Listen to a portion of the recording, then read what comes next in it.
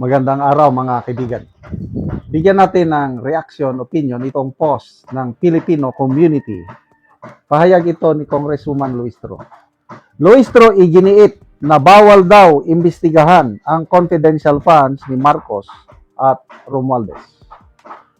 Ipinaliwanag ni House Lead Prosecutor at Batangas Congresswoman Luistro na hindi nila maaring basta na lamang imbestigahan ang confidential funds ng ibang opisyal ng gobyerno.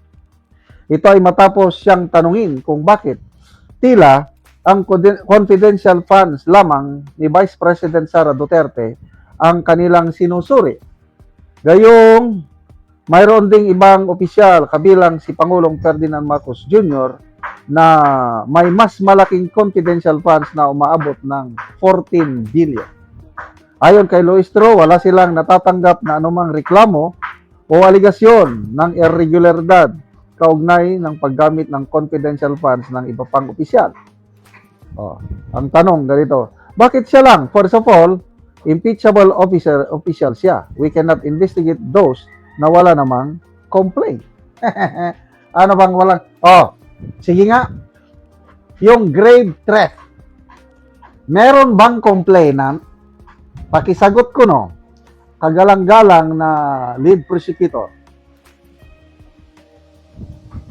Ang binanggit na re-resbakan ni VP Sara ay ang Pangulo, First Lady, and Martin Romualdez. Tanong, nag-complain ba sila sa inyo o sa NBI? Di ba wala? Inamin mismo yan ng mga testigo ninyo na walang complainant. Bakit inimbestigahan? At ngayon, naisama sa articles of impeachment yung grave threat na wala namang complainant. Ganyan din yan. Yung confidential funds na yan. Kayo-kayo na lang ang naghanap ng complainant para mawala sa landas. Mawala sa 2028 si VP Sara. As simple as that. Hindi. We were not born yesterday. Na pinapalabas nyo, transparency, accountability. Bilyones, trilyones ang nawawala sa flood control scam. Iniimbestigahan ba? Wala. Ang 125 million ni VP Sara ang iniimbestigahan na confidential funds. Ang may notice of disallowance lang dyan is 73 million lang.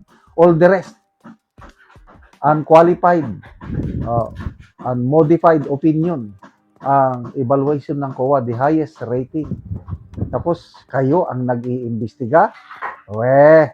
So, this is more, sa tingin ko, tingin ng nakakarami, this is more of a political persecution, political agenda. Dahil takot kayo na maging presidente si VP Sara sa 2028. Tingnan natin ang reaksyon ng taong bayan para sana makita nyo ito.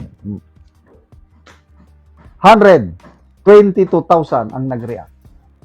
103,000 ang tumatawa. 15,000 ang galit. 2,500 lang ang nag-like. So, 98% po, Honorable Luistro, tinatawanan kayo, galit sila ang taong bayan sa inyo. 2% lang ang naniniwala sa inyo. Ganyan kayo pagkatalo ninyo sa Court of Public Opinion. Mas marami ang taong bayan hindi na naniniwala sa inyo.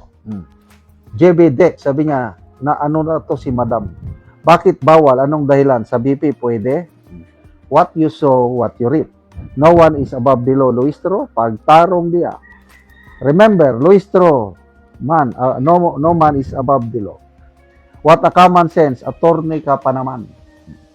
Halatang halata na at obvious na obvious pa. Ilang maleta natanggap niya. Meron palang above the people and above the law. Show the law, why it's prohibited. Nang dahil kay speaker, sabi ni Attorney Roy Nagwanson, former COA commissioner, it's only the COA commissioner has the right to open yung mga liquidation ng confidential funds. Kami sa military, gumagamit din kami niyan. Ako as a commander, yung intelligence or confidential funds, ipaubaya ko lang sa intelligence officer, bahala na siya kung anong gagawin niya. It's a matter of trust. Nagsasubmit ng resibo, pinapatanggap. Kailang ang nakalagay na pangalan doon sa resibo, hindi yung tunay na pangalan, puros alias. Mga Mary Grace Piatos, gumamit kami niyan. Bakit namin ibubulgar ang totoong pangalan ng aming mga agents? Di kawawa sila. Ganyan din ang ginawa ni BP Sara. Normal yan sa intelligence community yung gumagamit ng Mary Grace Piatos. Kilala ko si Brigadier General Carlos Kita. Lumaki yan sa intelligence. Sinasabi niya is talagang ganyan ang kalakaran sa intelligence confidential funds. Gumagamit ng mga aliases.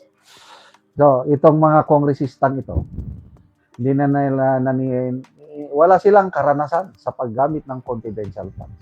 Basta lang, gamitin nila itong issue na ito para sirain si BP Sara. But good luck sa inyong attempt na sirain siya. O, sino ngayon ang may negative ratings? Di ba ang inyong Pangulo? Negative 27 na siya sa pinaka-latest na survey. Mary C. Gaba. Salamat mga kaibigan sa inyong pagsubaybay sa channel na ito. Nakakatulong kayo ng malaki sa tribong Kalandig ng Bukidnon dahil ang sweldo natin sa channel na ito is pantulong po sa tribo. Namimigay tayo ng libreng yero at pako para makapagpatayo naman sila ng mas maayos na tirahan. Panoorin niyo ang video na ito. Una ni ang balay ni Heidi Neri nga taga Barangay Tikalaan, San Alahay, Purok 3, Talakag, Bukidnon. Sumuna niyang iyang atop.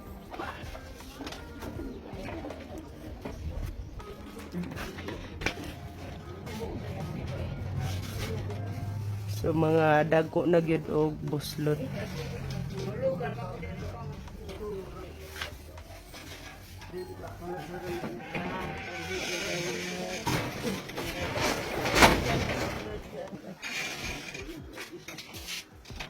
Og muna ni ang gitabang nga yero nga napulo ka buok nga di 8.